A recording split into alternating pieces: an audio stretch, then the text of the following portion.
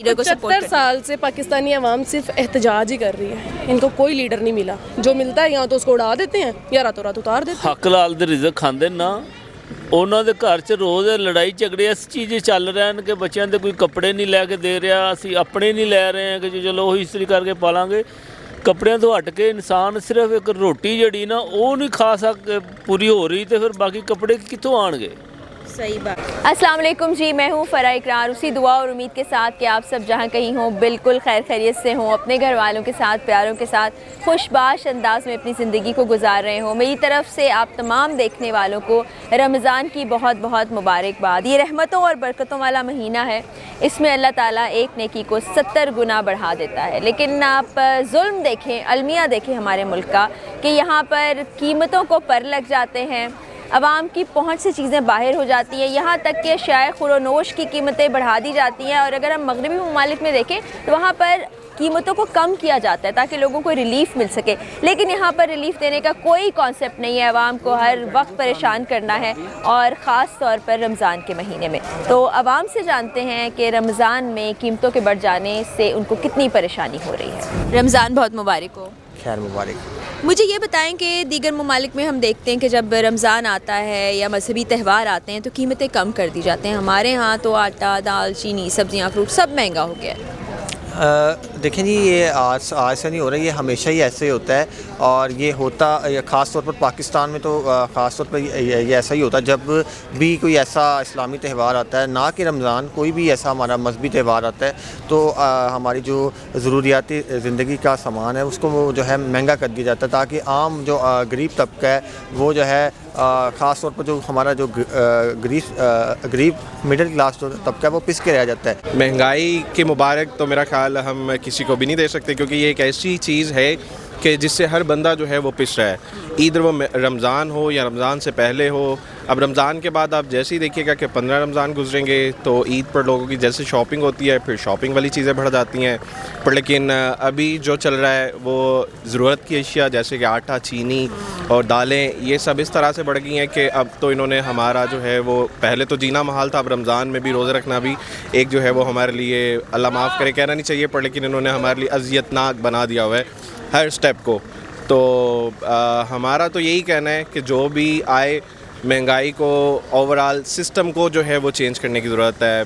यहाँ पर चेहरे चेंज कर दिए जाते हैं पर लेकिन सिस्टम वही रहता है, तो महंगाई किसी के भी कंट्रोल में नहीं आ रही।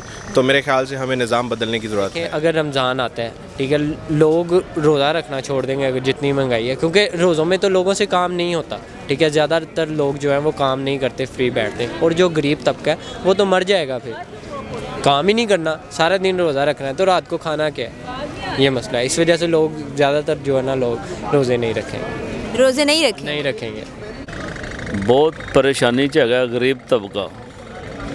आटा 650 वाला 1200 च पहुँच गया है तो सारिया चीज़ों के रेट रोज़ बढ़ रहे हैं, लेकिन मजदूर आदमी की जी मजदूरी ना वो नहीं बढ़ रही, वो उत्थे ही है।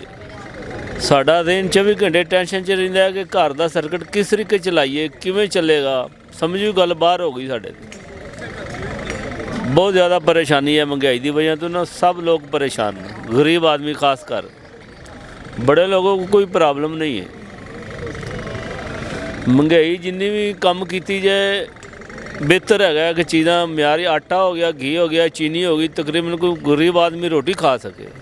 मुझे बताएं कि अवाम जो ज़ख़ीरा अंदोज़ी करते हैं, ताजिर बिरादरी, वो ज़्यादा कसूरवार है महंगाई की या हुकूमत जो सब कंट्रोल नहीं कर पा रही? बेसिकली मैं जो कहना चाहूँगा वो गवर्नमेंट को ही कहना चाहूँगा, क्योंकि इनके पास वो प्रॉपर निज़ाम नहीं है कि ये किसी भी शख्स को रोक सके। अगर गवर्नमेंट के पास ये सारी अथॉरिटीज़ हैं कि वो ये इन ज़ख़ीरा अंदोज़ों को रोक सके तो इन्हें रोकना चाहिए, पर लेकिन वो ऐसा नहीं करते, क्योंकि हर जो है वो हर जगह पर माफिया बैठा हुआ है, इनके अपने ही लोग बैठे हुए हैं। उन्हीं को ऑर्डर दिया जाता है कि आप ज़ख़ीरा अंदोज़ी कर ले, कल परसों तरसों रेट बढ़ जाएगा, फिर आप निकालिएगा। तो ये सारा का सारा जो है कसूरवार ये गवर्नमेंट ही है। आप ज़ख़ीरा अंदोज़, ये ताजर बरादरी, ये लोग कुछ भी नहीं है।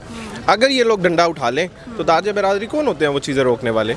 हमारा वज़ीर आज़म हुकूमत कौन सी है, पहले ये तो देखें हुकूमत चल कौन सी रही है, हमें पता नहीं होता, रातों रात वज़ीर आज़म बदले जाते हैं, बाकी लोग बदले जाते हैं। पाकिस्तान में हुकूमत कोई नहीं है, ये ना कि पाकिस्तान की हुकूमत का दोष है, यहाँ के पाकिस्तान की आवाम का दोष है। तुम लोग वोट क्यों देते हो? जब तुम्हें पता है नून लीग ख़राब हुकूमत है, तुम लोग उसको वापस क्यों लाए? अगर खान के इतने ही सपोर्टर हैं तो नून लीग आई क्यों? सोचने वाली बात है ना। अभी पाकिस्तान के जो हालात हैं, यहाँ पे जंग का वो समा बना हुआ है, ठीक है ना। यहाँ पे कुछ नहीं हो सकता। रमज़ान आ रहा है, इनको फिर नहीं गैरत आ रही है। ज़मान पार के बाद जो भी हम लोग कर रहे हैं उसको ख़त्म करेंगे, सब ख़त्म करें तो ही आगे कुछ चलेगा। तो आपके ख्याल में अवाम ज़्यादा जिम्मेदार है? बिल्कुल अवाम जिम्मेदार है। अवाम क्यों वोट देती है ऐसे लोगों को जो आए? आपको नहीं पता कौन जिम्मेदार है ज़्यादा? हम ही लाते हैं ना। हम वो खुशी खुशी देखते हैं, जिस दिन 4 लोग ने हम भी उनकी तरफ घुस जाते हैं जी। वो 4 के 8 हो जाते हैं, 8 वोट उनको चले गए, जो सही बंदा वो पिटता रह जाता है। 70 साल से पाकिस्तानी अवाम सिर्फ एहतजाज ही कर रही है। इनको कोई लीडर नहीं मिला। जो मिलता है यहाँ तो उसको उड़ा देते हैं या रातों रात महंगाई ऐसे ही सर चढ़ के नाचती रहेगी। ऐसे ही नाचेगी। मजीद महंगाई होगी। अब चिकन देख ले, किसी ने सोचा था वो 900 रुपये किलो होगा? 900 रुपये किलो हो गया। जो 200-300 रुपये किलो मिलता था, तो पाकिस्तान का बेड़ा गर्क किया आगे। और आपका यही कहना है कि हुकूमत का इसमें कोई कसूर नहीं है? अगर हुकूमत का कसूर नहीं है ना, तो फिर 50% आवाम का कसूर है, 50% ही हुकूमत का कसूर है। अगर आप अच्छा बंदा ढूंढेंगे ना जो पाकिस्तान के बारे में सोचेगा, ना कि खुद के बारे में। यहाँ पे करप्शन करते हैं, भाग जाते हैं। पाकिस्तान में कौन रुका? अब खान साहब को देख लें, अगर वो इतने ही अवाम के साथ लॉयल होते तो वो बुलेट प्रूफ कमरे में छुप के ना बैठे होते, गिरफ्तारी दे दे।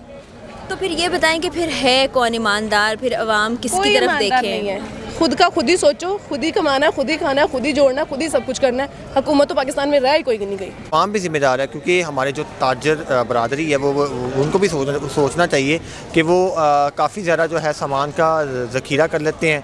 और जो है जब रमज़ान आता है या कोई भी ऐसा मजहबी त्यौहार आता है तो वो चीज़ों को महंगे दामों जो है फ़रोख्त करते हैं। तो ये बिल्कुल अच्छी बात नहीं है। 2 वक्त की रोटी के लाले पड़े हुए, तो फिर बच्चों की पढ़ाई लिखाई, शादियाँ, उसकी अलग परेशानी।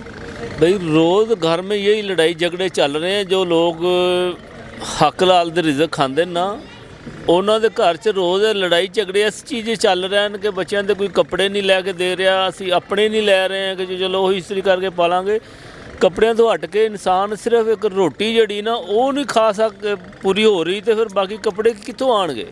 सही बात है, सही बात है। अल्लाह ताला रहम। ਬਿਲਕੁਲ ਅੱਲਾਹ ਪਾਕ ਇਹਨਾਂ ਨੂੰ ਹਦਾਇਤ ਦੇਵੇ, ਜਿਹੜੇ ਮਹਿੰਗਾਈ ਕਰ ਰਹੇ ਨੇ ਇਹਨਾਂ ਨੂੰ ਅੱਲਾਹ ਪਾਕ ਨੇਕ ਬਣਾ ਦੇਵੇ, ਇੰਨੀ ਮਹਿੰਗਾਈ ਨਾ ਕਰਨ। ਚਲੋ ਆਟਾ ਤੇ ਸਸਤਾ ਕਰੋ ਕਮ ਸੇ ਕਮ। ਇਹ ਤਾਂ ਗਰੀਬ ਆਦਮੀ ਦੀ ਖੁਰਾਕ ਹੈ, ਅਮੀਰਾਂ ਨੇ ਤਾਂ ਪੱਕੀ ਪਕਾਈ ਲੈਣੀ, ਉਹਨਾਂ ਨੂੰ ਤਾਂ ਕੋਈ ਟੈਨਸ਼ਨ ਨਹੀਂ ਹੈਗੀ। ਹੋਟਲ ਤੇ ਆ ਕੇ ਖਾ ਲੈਣਗੇ ਜਾਂ ਮੁਲਾਜ਼ਮ ਨੂੰ ਭੇਜ ਕੇ ਮੰਗਵਾ ਲੈਣਗੇ, ਉਹਨਾਂ ਨੂੰ ਤਾਂ ਪ੍ਰੋਬਲਮ ਹੀ ਨਹੀਂ।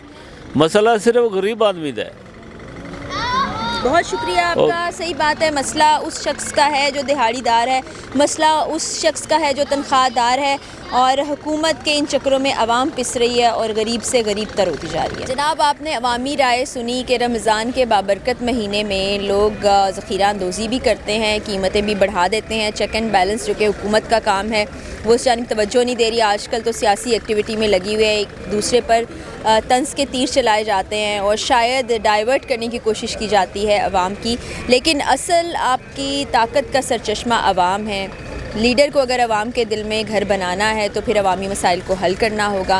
और होता यही है कि कैंपेन्स में हम देखते हैं या इलेक्शन में, और फिर जब सीट्स पे आ जाते हैं तो उनकी तवज्जो किसी और जानिब चली जाती है। तो इस रवैये को भी ज़रा बैलेंस करना होगा। पाकिस्तान की जानिब, पाकिस्तान की अवाम की जानिब तवज्जो देनी होगी।